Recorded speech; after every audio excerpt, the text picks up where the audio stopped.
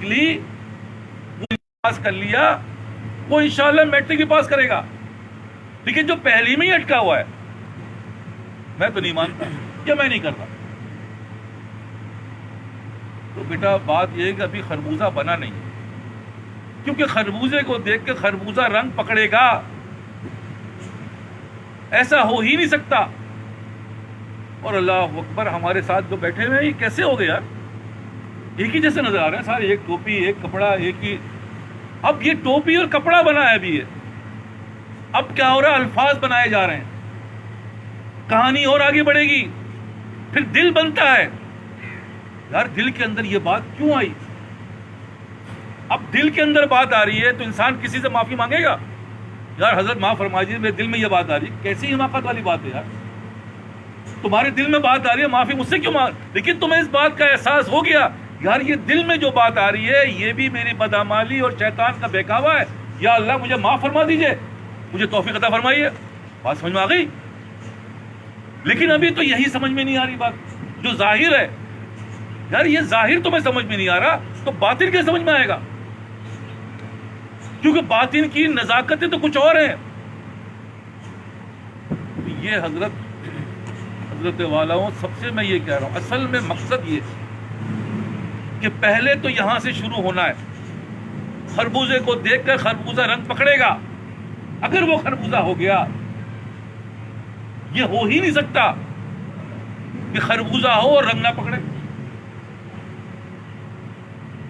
تو ہمارے اندر جو بات بار بار کہہ رہا ہوں کہ یہاں پہ آنے کا مقصد, اور یہاں پہ آنے کا نہ صرف مقصد بلکہ اپنے آپ کو شیشے پہ سامنے کھڑے ہو اور تم پوچھو اس بات کو کہ میں ڈنڈے لے کے تمہارے پہ سوار ہوا تھا, یہ تم ٹوپی بنو. میں کیا ڈنڈے لے کے تمہارے پہ سوار ہوا تھا تم اپنے لباس پوشاک کیسے بناؤ؟ میں کیا ڈنڈے لے کے سوار ہو رہا ہوں کہ جا کے اول صف میں مسجد میں بیٹھو؟ ایسا تو کہیں نہیں ہے, ایسا تو کچھ بھی نہیں ہو رہا. لیکن یہ دیکھنے میں آ رہا ہے یار یہ وقت کے ساتھ ساتھ ماشاءاللہ.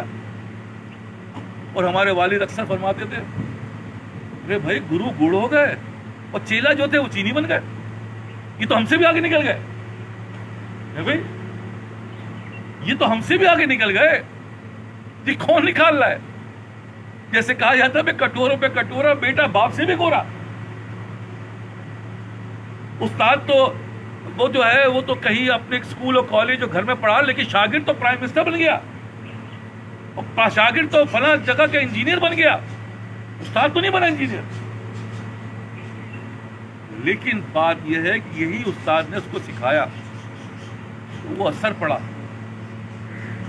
اور یہی اس کی دلیل ہے. لیکن کہانی یہاں ختم نہیں ہوئی ہے. ہم اور آپ سمجھ رہے شاید نماز پڑھ لیں کہانی ختم, ایسا نہیں ہے. کہانی کے بعد جسے میں نے کہا نا کہ یہ وضاقت, لباس, پوشاک, یہ چھوٹی چھوٹی نفس ہے جو تم کر سکتے ہو. یہ کوئی ایسی چیز نہیں ہے کہ اپنے نفس کو اگر تم تیار کرو مجھے نہیں کرنا, وہ کہے گا کوئی بات نہیں, کوئی رکاوٹ نہیں ہے اس میں, سوائے نفس کے اور شیطان کہہ رہے یار لوگ کیا کہیں گے بھائی. بس یہی ہے, جس دن کہا کہ لوگوں کی پرواہ نہیں ہے مجھے, میرا اللہ کیا کہے گا اس کی بات کرو, میرا نبی کیا کہے گا اس کی بات کرو, پھر کامیاب ہو گئے. اور اگر تمہیں ابھی تک لوگوں کی پرواہ یا اپنے نفس کی پرواہ ہے, صاحب میں تو 20 سال 30 سال 40 سال سے یہی پہنتا آ رہا ہوں,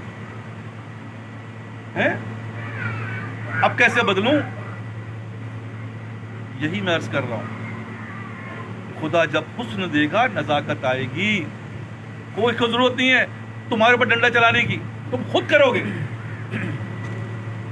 اور انشاءاللہ وہ جو خود کرنا ہے وہی تمہیں کامیابی کی دلیل دے گا.